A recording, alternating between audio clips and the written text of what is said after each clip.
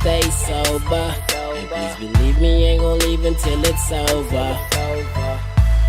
Party like a Dover. I got tequila in the refill, leave me solar. Back again with that work, back again with that dirt. We playing them like chess games, I'm back and forth with that. Hi guys, welcome to Vincy Everything, where everything is about Vincy.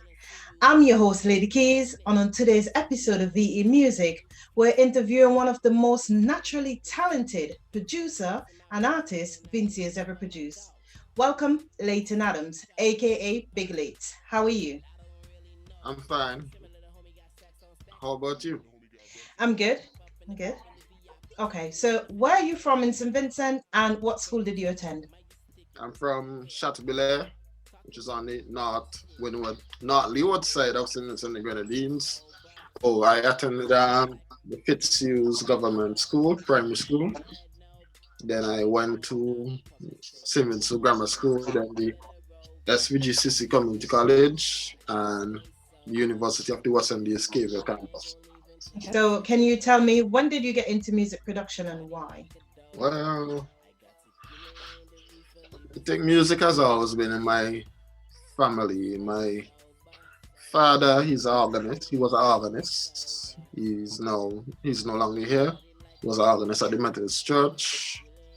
And my mom plays guitar, and she used to play music to me whenever she put me to bed and so forth, and sing to me and so forth. And there was once upon a time they sent me and my brother to Barbados, and we did not go via plane because at that point I was 10 and I was afraid of aeroplanes. I saw too many movies with aeroplanes crashing and things and so forth, right? So, but the boat to Barbados, that was one of my worst mistakes. I threw up halfway into Barbados. When I reached the port in Barbados, I threw up again. And after coming out from the boat, traveling on the road halfway to Christchurch, I threw up again.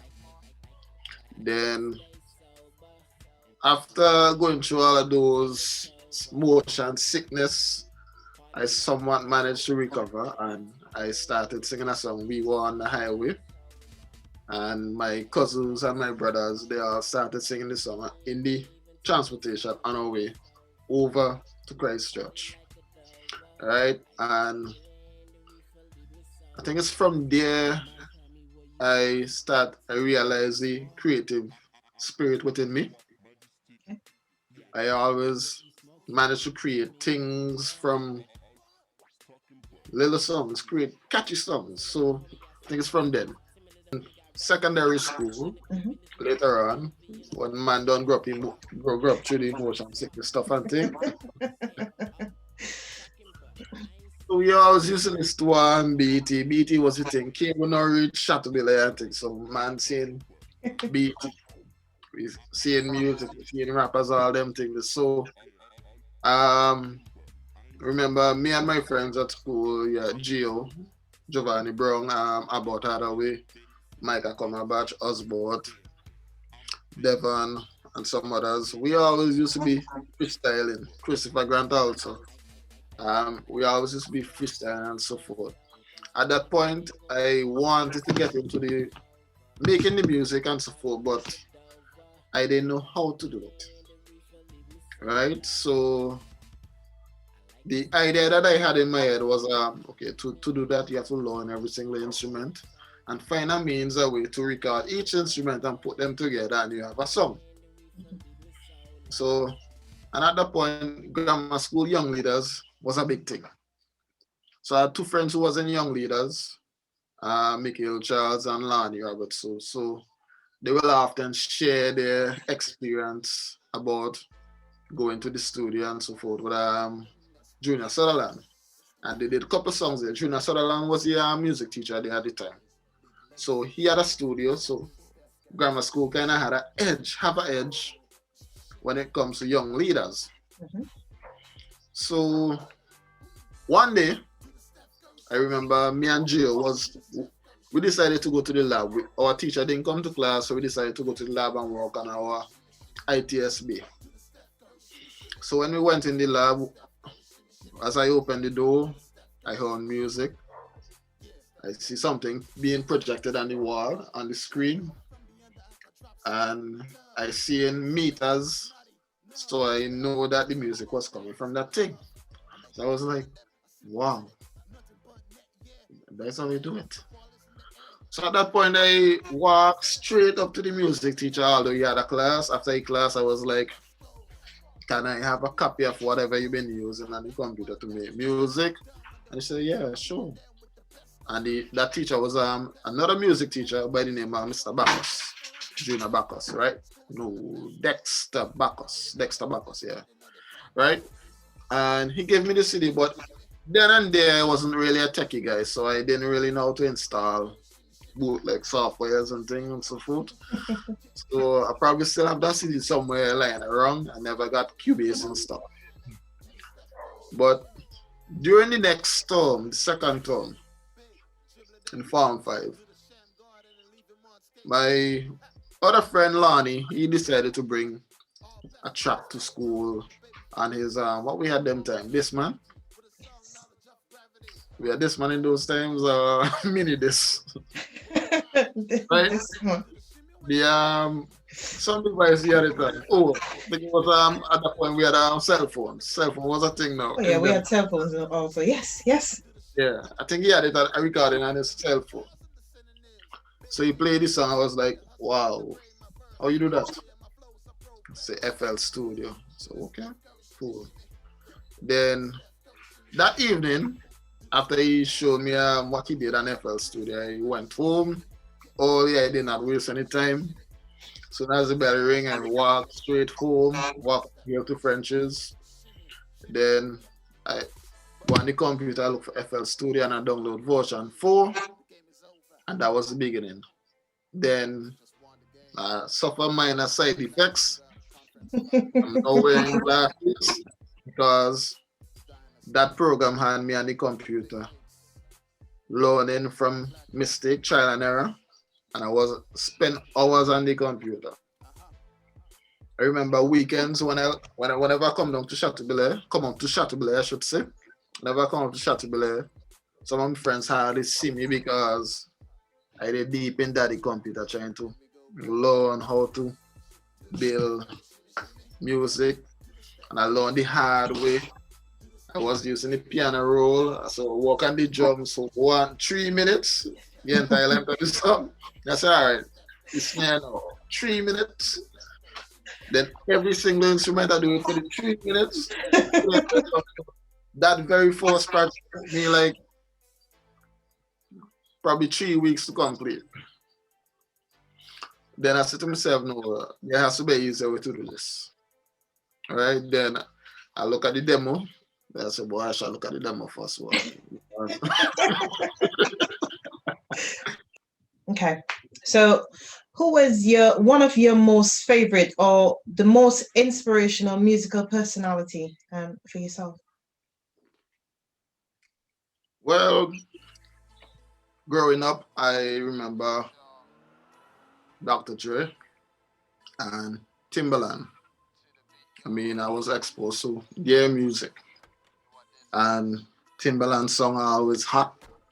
And Timbaland always have some creative ways of working with his drums, and his beats are always banging.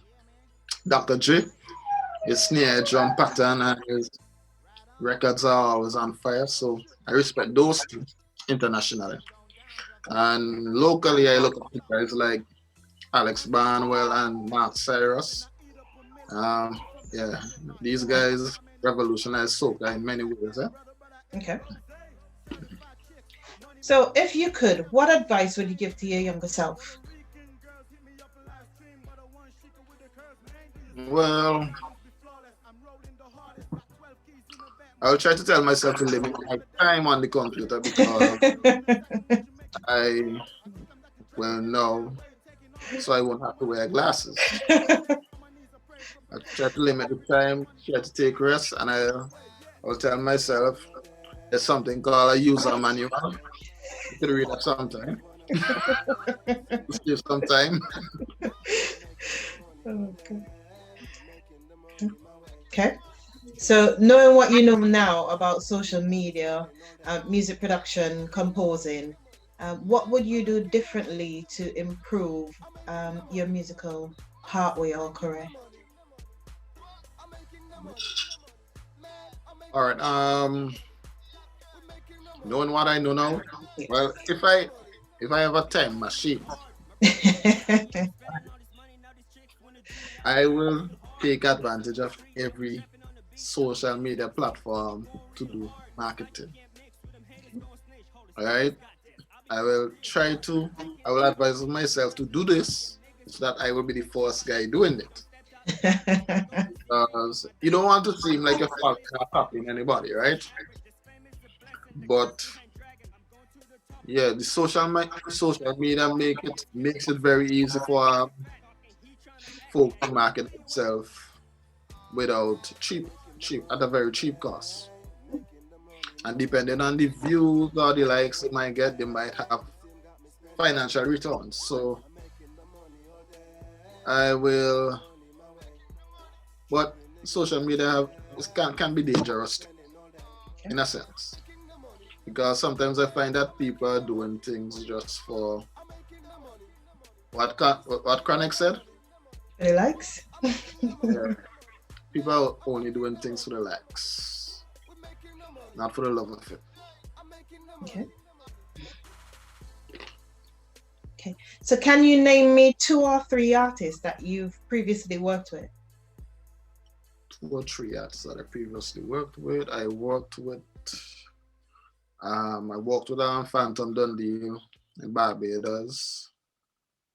I work with artists like Mad King, CJI's, Daddy from North Leeward, Rosebank. Um, I've worked with artists by the name of Take Over from Sink It once upon a time. That was a brethren of mine who I met in UWI. Yeah, the list goes on.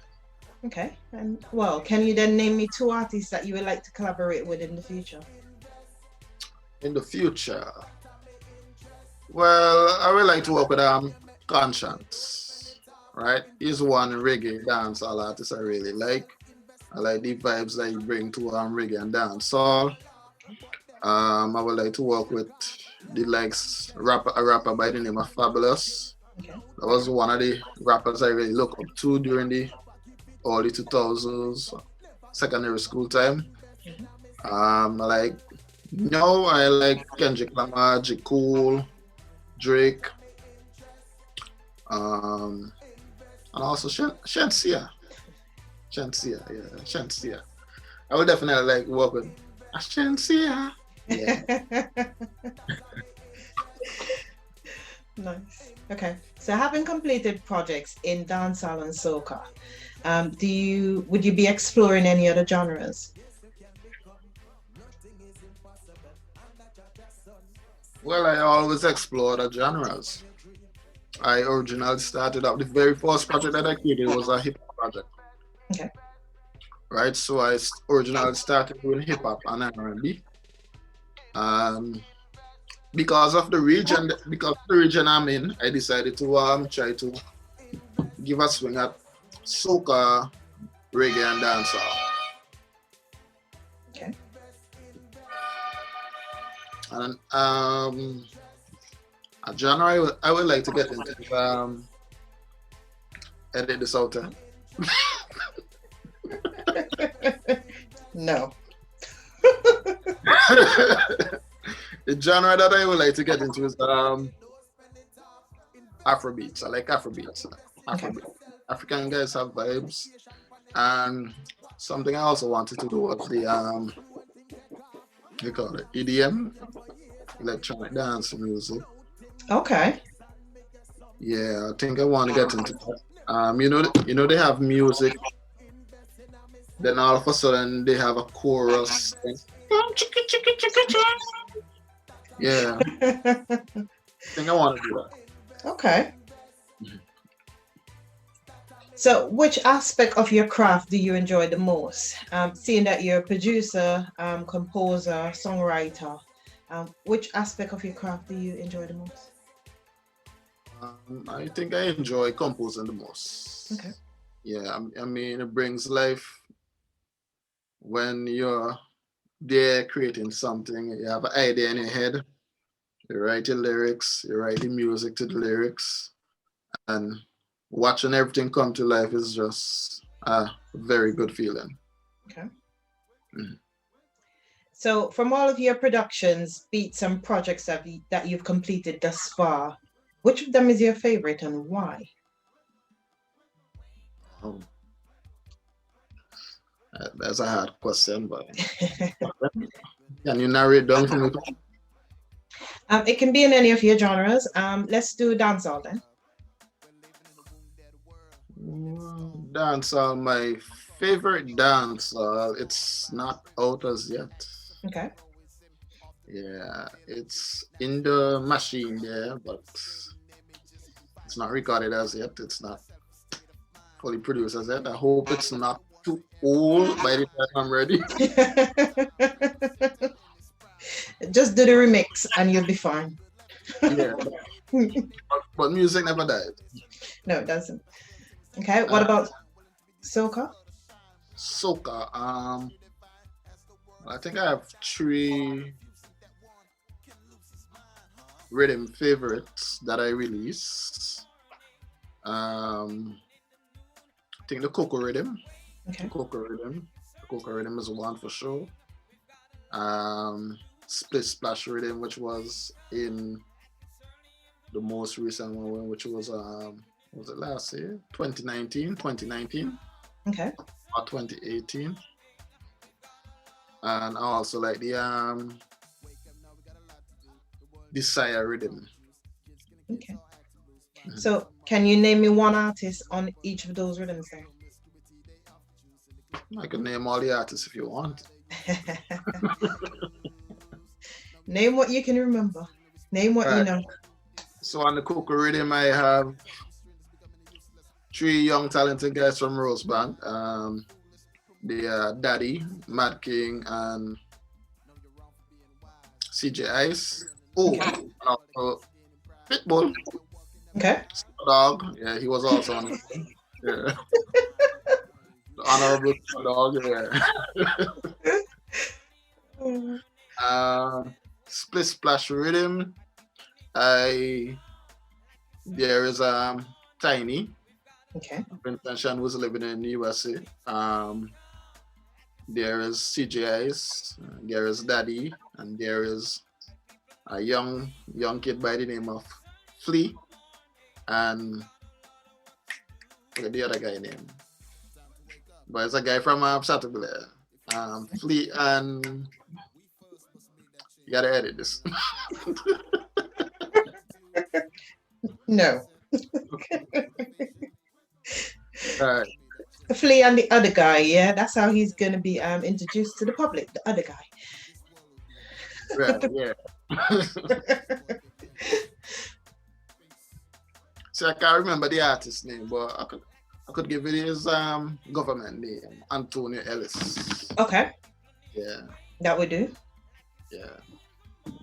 And all the songs on the rhythm was basically about wet fit. Okay. See people talking about spraying water, bringing bucket of water, all of that. Okay. Okay. What about projects in R&B then? That I have for myself. Yeah, and that is one of your favorite that you've created. Yeah, I have one favorite R&B project. That's one of the earliest tracks that I did. Okay. It was called There's a Time. Okay. It's never recorded, but it was performed during a Vincy concert in Barbados. Okay. There are others. Some have been released, right? But that very first one, I like that one because I did a lot of work in terms of researching about the whole issue of being hurt, being heartbroken and so forth. I try to tie that into the song. I remember having a little interview with some of my friends on campus. What was some of the things that made you want to leave a particular relationship you had back then? And I remember them giving me answers, and I was like, I write that down and so forth. Then I write a song from that. Okay. And in terms of hip hop, Uh-huh. it's not released as yet. Okay. Yeah, but it's one done by the. Okay. Yeah. Well, hopefully when you finish those projects, the dancehall and the hip hop one, we'll then have another interview and we can speak about those two projects. Sure, no problem. Yes. Okay. So is there any new upcoming artists or established artists that you think we should be looking out for? From Service and the Grenadines? Yes, from somebody. You can look out for Lyrica. Lyrica. Okay. Now, Lyrica is a young lady from Chateaubelair. Government name, Felicia Adams. Yeah, she's very talented and she has a lot of potential with regards to reggae music, soulful music, and raga soca. Once you could find the blend between the raga soca and the nice soulful R&B blend, once you could find that, yeah. Okay. Any relation to yourself then? Oh, yeah, I think so, yeah.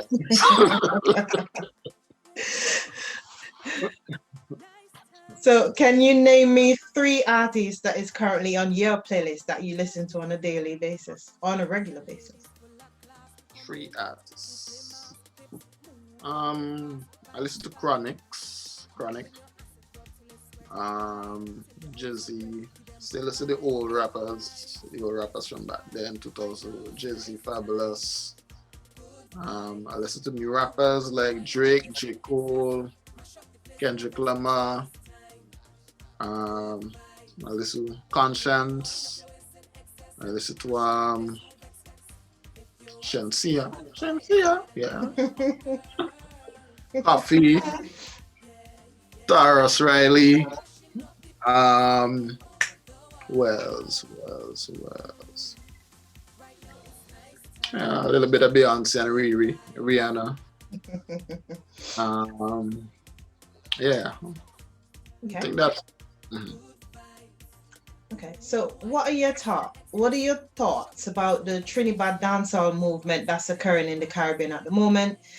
Seeing that these artists are doing collaborations with the likes of Popcorn from Jamaica, but yet in St. Vincent, we've got so many local dancehall artists and there's no platforms. What are your thoughts about this Trinidad movement that's carrying on at the moment? I think this current movement is the future. All right, I think it's the future. I think it's something that we should all work towards collaboration. And I would like the Vincy bad movement to start happening too. Because we have a lot of talented artists here too.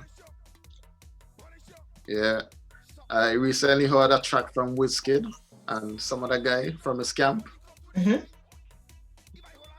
That rhythm is fire, man. That track is fire. Okay. So we have potential here, man. Even the guys from Rosebank here, CJIS and Daddy, they have mad talent too, man, in terms of dance and music. Okay. So what are your thoughts about the state of dancehall and soca music in St. Vincent? The state, well, state of dancehall music. With regards to the music, Uh-huh.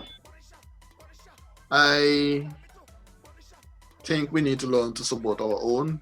Okay. Find the means to supporting our own, and that's the only way we could get good music. Because we need to understand that artists and producers are human beings, right? So we all have feelings and emotions, right? And sometimes and some of us may not be introverted, like myself. right? I might be an introvert, so I can motivate myself whenever I want to do something. Some people need extra support from others, Okay. right? So we basically need to support our own and try to get our music out there and be appreciative of it. Because one of the most discouraging experience I ever had was probably 10 or 12, 13 years ago or so forth. I released a reggae rhythm by the name of Art Strong. I a DJ on Hot 97 played the music on a Sunday, and I was tuning in, listening to the music to get the feedback and so forth. So he played a particular young lady song. I think it was Sibongole, Sibu. Right? He played the DJ played this song and said, "Whoa, big up this track here, brand new local reggae rhythm here. Call out strong, blah blah blah blah blah blah blah. So tell me what you think about it. I'm opening the phone lines now, right?" A guy called in and a guy was like, "Man, I really want you know local music and man. Why some Peter Tosh?" DJ was like, "Come on, man, this music here local. What you think about it?" Man, I really care. Just play me Peter Tosh. And that was it. And I was like, wow, no support, no love.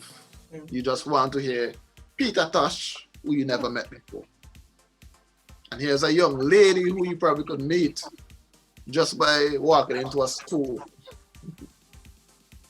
You deny to listen. Right? So that's one of the bad things that we have in cinema. So we don't really support our own. And with this pandemic now, we need to learn to support our own. It's true. We need to learn to support our own because, anyway, let me not get into that part. So do you think a platform like Young Leaders Program, and when I used to go to school, we had talent shows programs that were happening yearly. That then gave us the opportunity to express ourselves, whether dancing or singing. Do you think these are platforms or avenues that we can use to then improve the musical or musical presence internationally and regionally, but also use it to inspire the younger artists or individuals to express themselves a bit more? Do you think these are stuff that we can implement? Yeah, they are needed. They will be most likely needed for such. And I think one of the things that we lack most of all here in St. Vincent is creativity. Okay. With regards to these things that happen around us. We don't really expose what we have to offer in St. Vincent and the Grenadines. And something I've always been saying is that I think, anyway, let me not say like that. Something I have always been saying is these televised shows, they could do more to that. They could televise rather than just giving us news, evening news, rather than just giving us sports news or entertainment news and no pictures. I think we need to actually get out on our feet and go in the field and probably record, document these things, right? Because I'm here in Chateaubelair, I'm watching a very, very good football game at the playing field, and news time, all I'm hearing is the Predators defeated this club, no video, right? So that kind of sucks. I mean, when I watch sports news from America, you seeing footage. Yes. Right? So we need to be creative in the sense of creating shows. I mean, one of the shows that I like was Digital Rising Star. I remember the first time I watched that when Kyoka Cruikshank won that event. I was like, wow, this is something nice for the Caribbean. And this is something that we could do locally. And I remember at one point that my cousin in Barbados, she was on a Rising Star show in Barbados, a local one. with strictly Bajans. Okay. So we probably could do things like that. We probably could do simple shows like America. We could do a version of American Idol or a version of Britain's Got Talent. oh yeah, Vincy Got Talent. Do a version of that. And we will be I'm sure I will be surprised with the talent that I'm seeing every day that I move up and down in St. Vincent and the Grenadines. I'm being amazed because there are a set of talented folks who's just out there waiting to be discovered. Mm. I go to graduations, somebody will sing and perform, and I'm like, wow. Wow. I'll be like, wow, she could sing, he could sing. But we are not seeing those folks pursuing any careers in singing our music. They just sing. I might go to a wedding, then if somebody do a wedding song and perform, I'm like, wow, she could sing. So sometimes I feel like the folks who got the talent is not really using the talent, and maybe they should give the folks who in the limelight some of the talent. If you got a trade talent. So, like, you've mentioned that there are a lot of talent waiting to be discovered. Is there anything you think these talent need to do?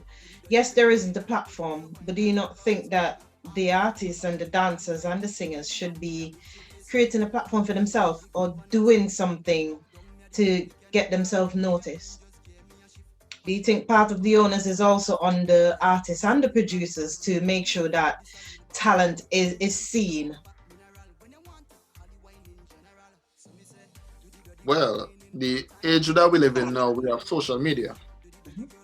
So one way you can get discovered is by basically doing YouTube voiceovers, or you do covers, and you put them on YouTube. But the problem is, I mean, you may not get as much views as possible because you may not get as much views as you want, or you may not get the exposure that you want based on the popularity of your YouTube channel.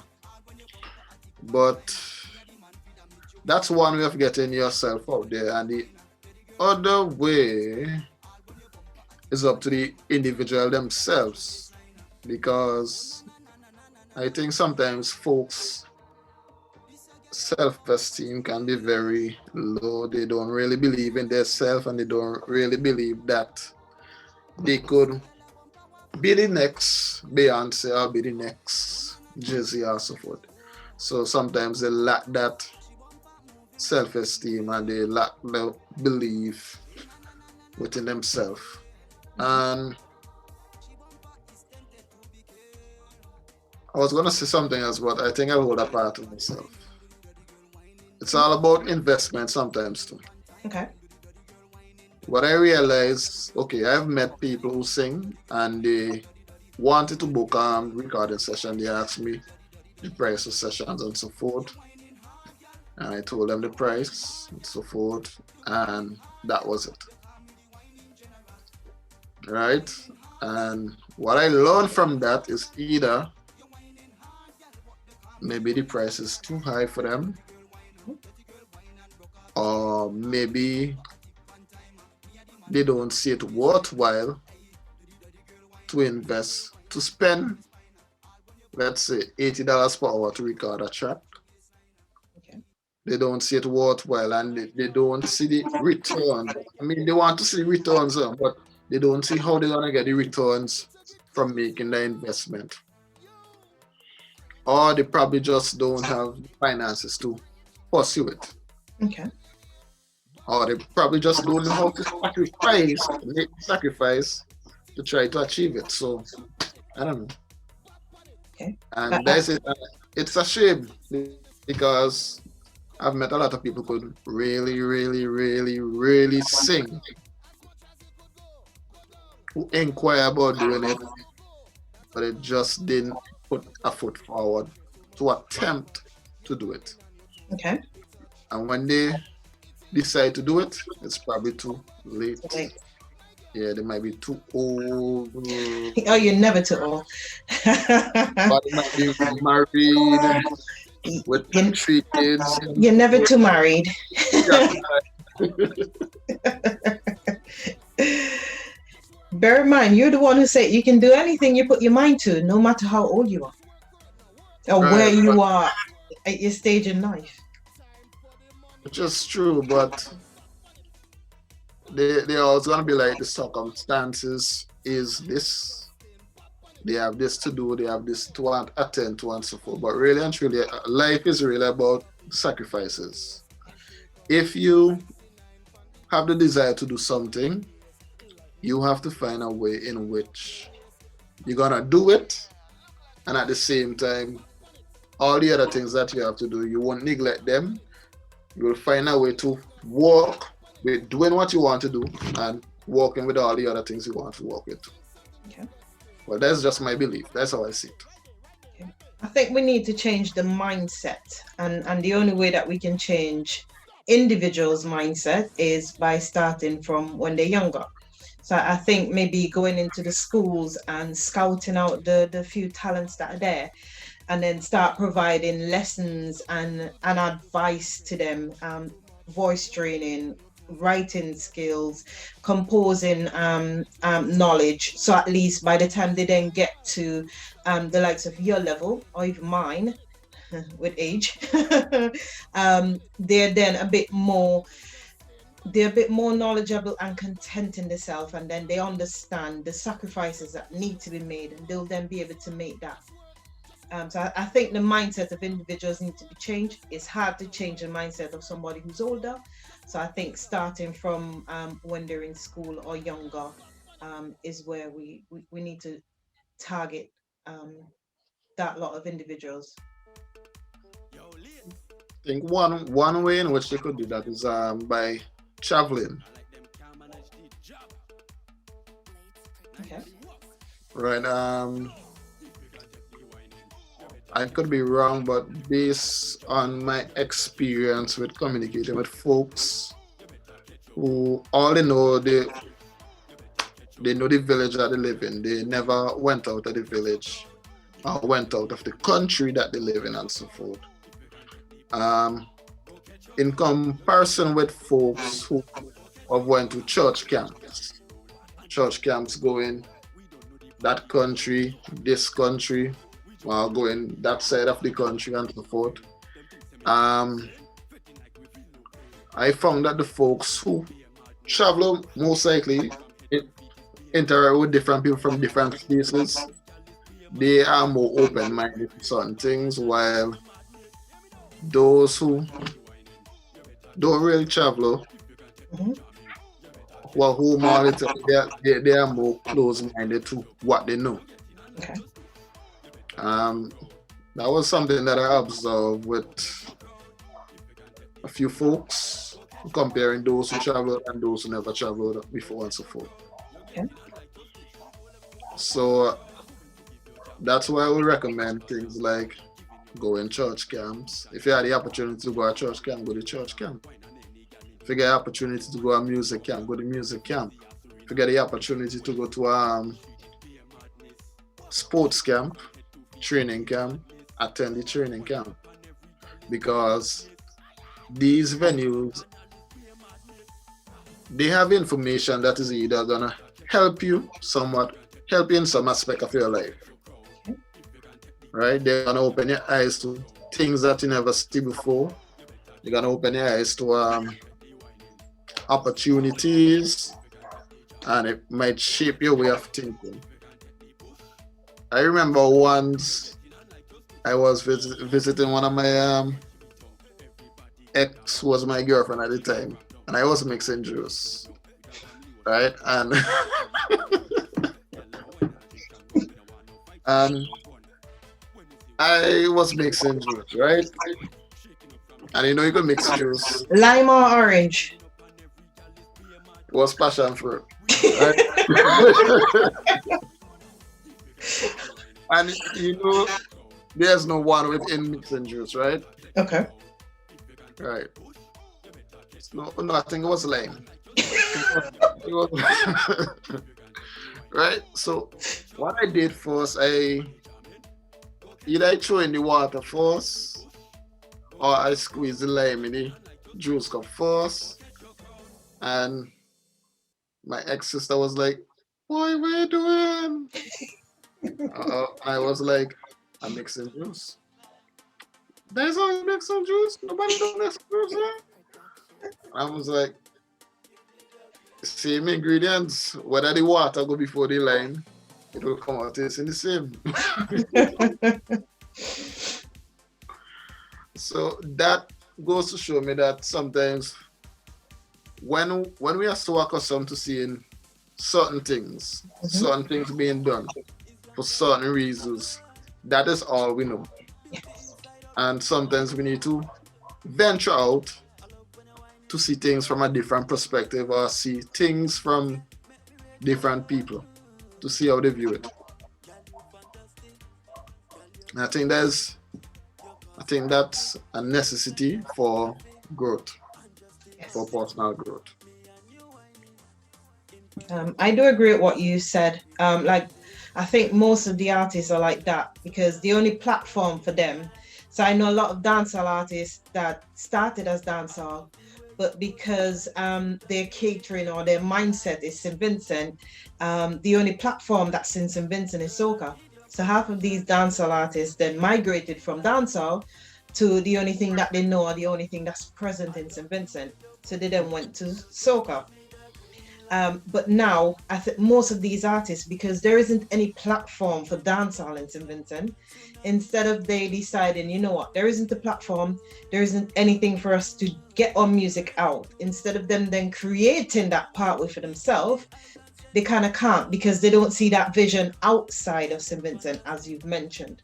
Because they're so enclosed in that bubble that all they know is that bubble. They just think that if I do soca music or if I do dancehall music, it has to be accepted in St. Vincent, else it's not worthy. What they fail to realize is that no disrespect is fine. If I do dancehall music in St. Vincent, they don't accept it, I'm gonna push it outside. I'm gonna try and send it regionally or internationally because it might be accepted outside. And that's what we're trying to create with this platform.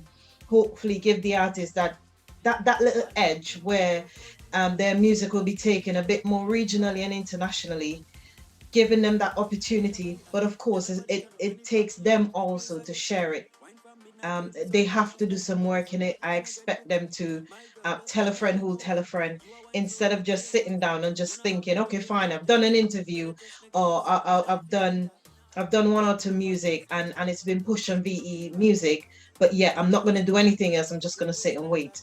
So we do need the support. We need to work together in order to get where we want to go.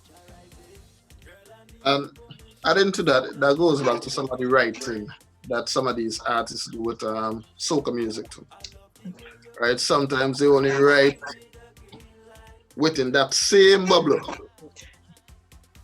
If you're singing about jumping up, waving up, drinking, you're not singing about soca.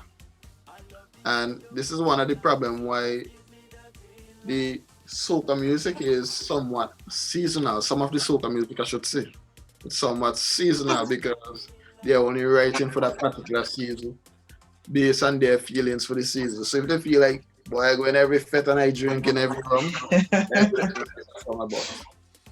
And they need to think outside of the box in terms of writing because they could make soca lovable to the world because soca music is not too far from the Afrobeat feeling or the Afrobeat vibe.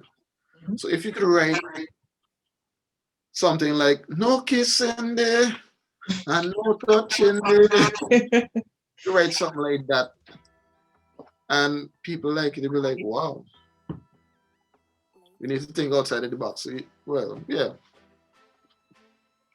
Okay. When they hear soca, they think about jumping up and waving up and winding up and misbehaving up and things and so forth. Yeah, which is sad. But you did mention about the likes of Kevin Little. Yeah, everybody wants to be turned on. So that song lives. So he touched the international market, didn't he? And he went far.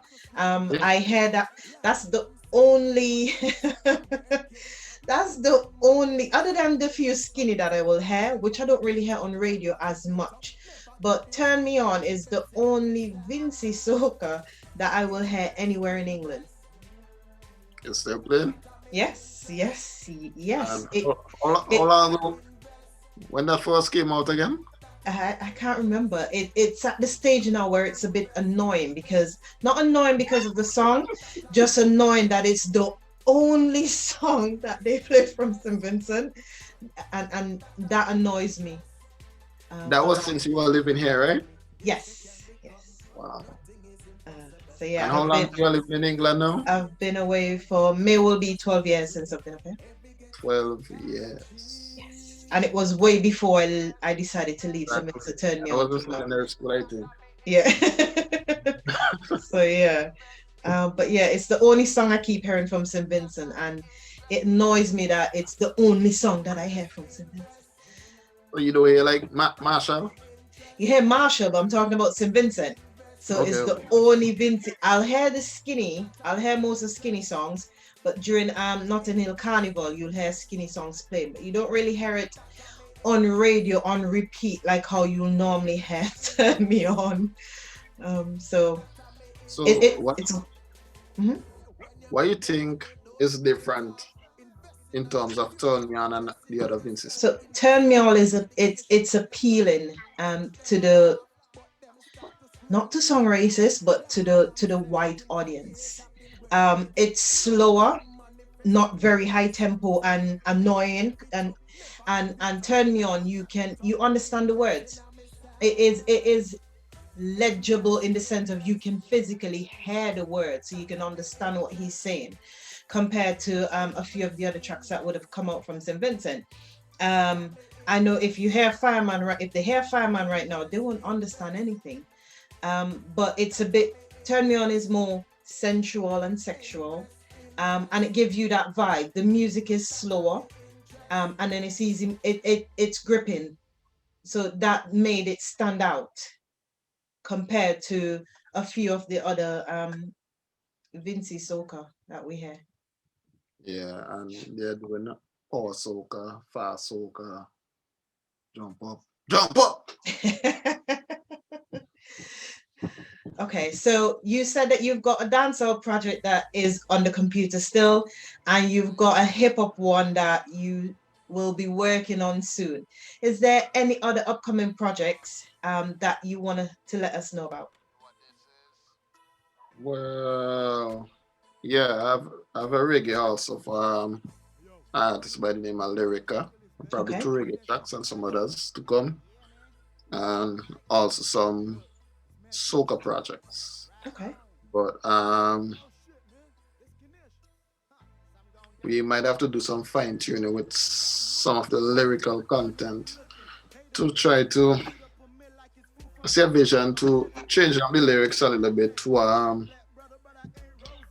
to match what is happening now, okay, which is the everybody's confined to phone, and that particular song has the potential to be changed to sing about something that you are missing.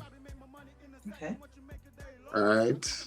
So it has the potential to change the lyrics just a little bit, but it keep the same concept with okay, regards to what we are experiencing now.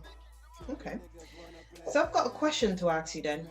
When you've got artists recording with you, when you hear their song or their composition, do you provide any advice to these artists to say, look, I've provided the rhythm, but I'm not happy with what you've come up with? Do you give artists advice as to, or do you tell them, look, I've built this rhythm and this is what I'm looking for, a conscious track or something about life experiences? Do you do that for your artists that record with yourself?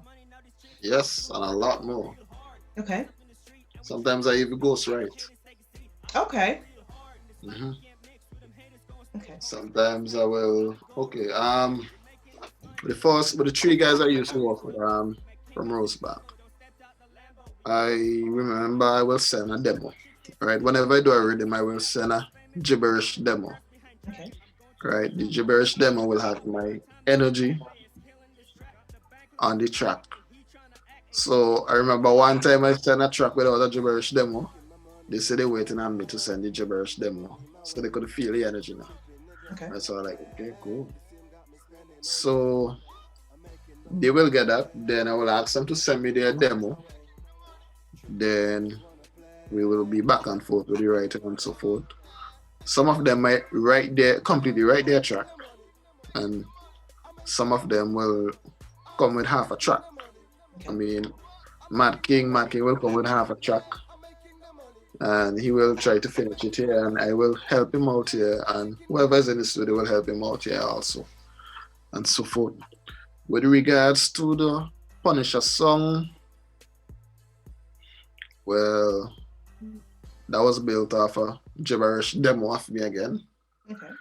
Right, so some of the lyrics, I mean, we worked on it together. The lyrics, the way how we sing it and so forth, work on all of that and things, and the way he should deliver and what he should say to make it sound relevant. Because something I often tell artists is whenever you're writing, right, the chorus or the hook is gonna be the main idea. That has to be the main idea. And whatever you put in the verse has to be the details. Okay. So you're telling the story, the chorus sings out the main idea, and the verse has the details. Okay. So if you're, for instance, Turn Me On, right?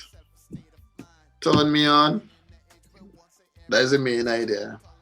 So in the verse, Kevin Little basically sings about how the young lady is turning him on, right? So that's something I often encourage them to do.